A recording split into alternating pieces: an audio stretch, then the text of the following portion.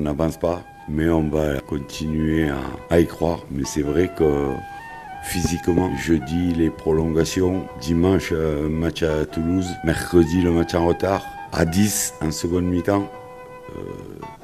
Physiquement, j'ai pas grand-chose à leur reprocher.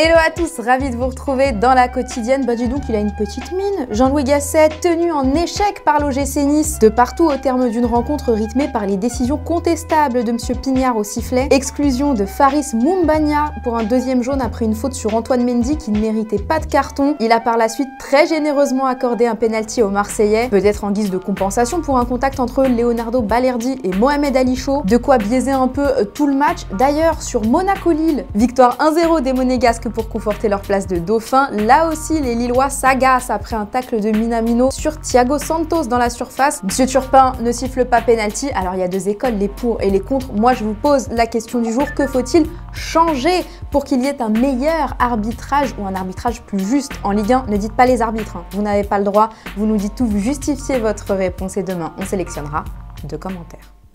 Dans l'autre rencontre en retard de ce mercredi soir, on a eu des merlus sauce parisienne. 4-1 pour la banque de Lucho avec 2 doublés signés Ousmane Dembélé et Kylian Mbappé qui nous a servi la fiesta du dribble sur le 3e but. Mbappé est déjà à 43 buts, toutes compétitions confondues, sur autant de rencontres et 10 passes D pour la gloire. Mais il y a quand même plus important que ça dans la capitale, le titre qui se profile. Alors notre journaliste Sylvain Mignona a interpellé le Kix à ce sujet après la rencontre.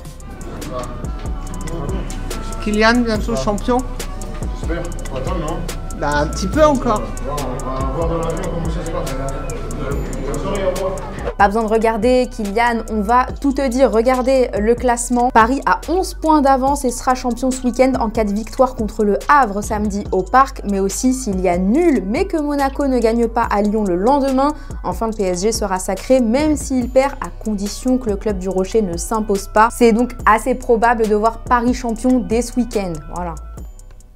Restons en France où une performance a éclipsé toutes les autres, c'est celle d'Emmanuel Macron, oui. Le président de la République était présent auprès du Variété Club de France pour récolter des fonds au profit des pièces jaunes. Score final 5-2 avec Didier Drogba, Didier Deschamps ou encore Eden Hazard dans son équipe. Facile, et devinez quoi, il a même inscrit un but pleine lucarne, frappe enroulée. Non, c'est faux, c'était un penalty. En revanche, il s'est pris un petit pont d'Eladji Diouf en pleine forme.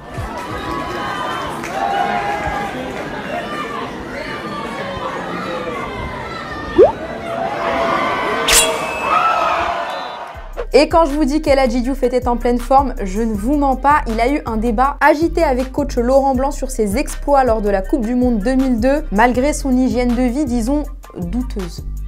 Quand on se qualifie à la Coupe du Monde, on marque 14 buts sur tout le tournoi. Sur les 14, je marque les 11.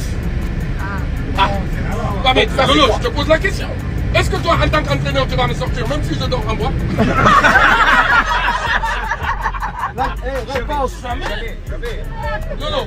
Parce que le plus important, c'est quoi? C'est d'être décisif et de marquer. Qu'est-ce qui s'est passé dans le reste de l'Europe? Eh bien, en Italie, l'Atalanta Bergame est en finale de la Coupe. Battu 1-0 à l'aller, les joueurs de Bergame ont piégé la Fiorentina 4-1 hier soir avec notamment une sublime réalisation de Scamacca. Ça va leur donner de la confiance à une semaine tout pile d'affronter l'Olympique de Marseille en Ligue Europa. En Angleterre, c'est la cata pour Liverpool qui laisse le titre s'échapper un peu plus, vaincu par Everton dans le derby de la Mercy. 2-0 pour les Toffees et un Jürgen Klopp totalement perdu. Il ne sait plus du tout comment se justifier. I'm responsible for everything what happened tonight. I know that. There are different aspects definitely that now players who played all the games are not in the fresh, but that's for other teams the same. I don't want to use that really as excuse. As long as the boys are not injured, that helps. Let me say, Gabriel and Saliba, I think, played all the games for Arsenal. Did they play a little bit less than us? I don't even know 100%, but they played a lot of games as well.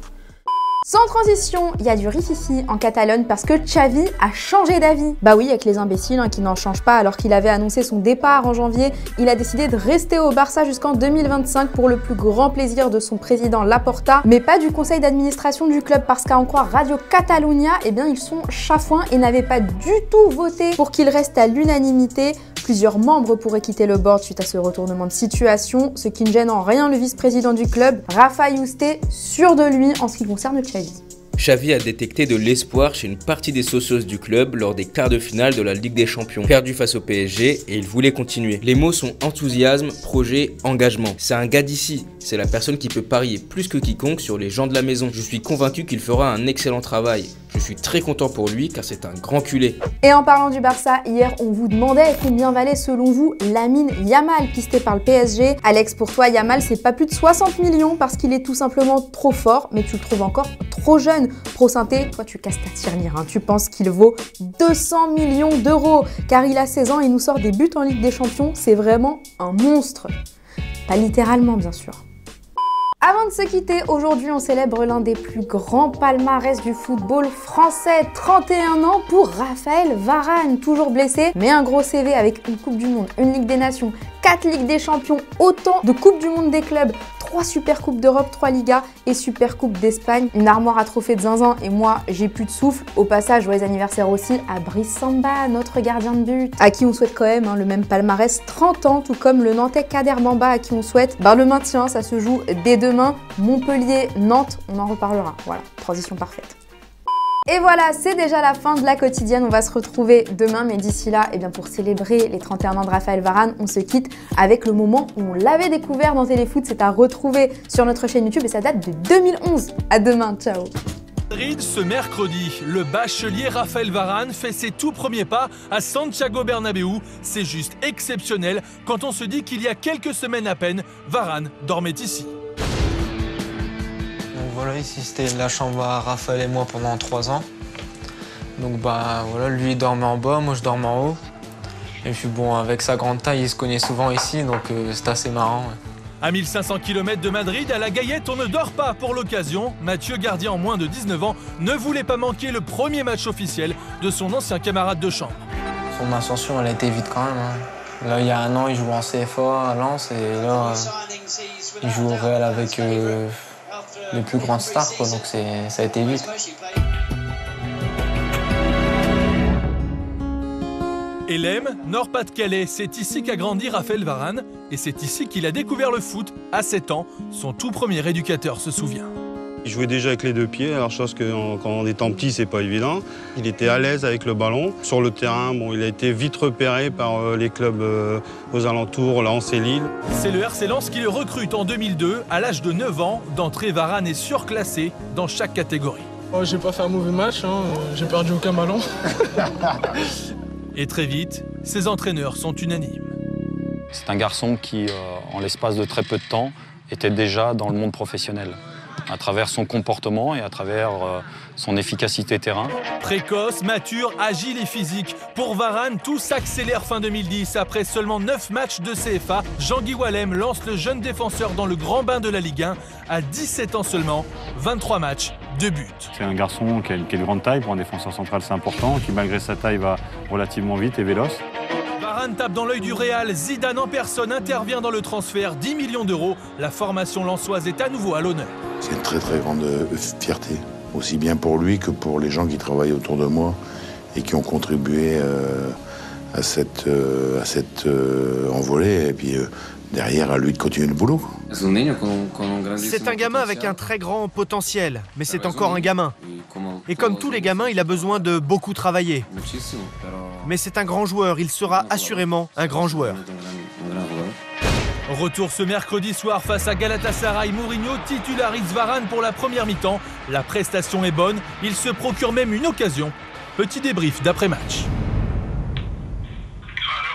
Ouais, Raph. Ouais, ça va ou quoi? Alors ton match?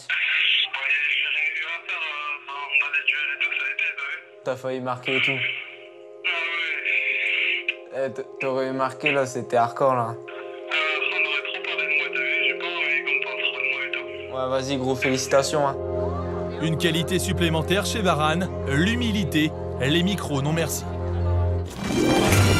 C'était votre programme avec Winamax.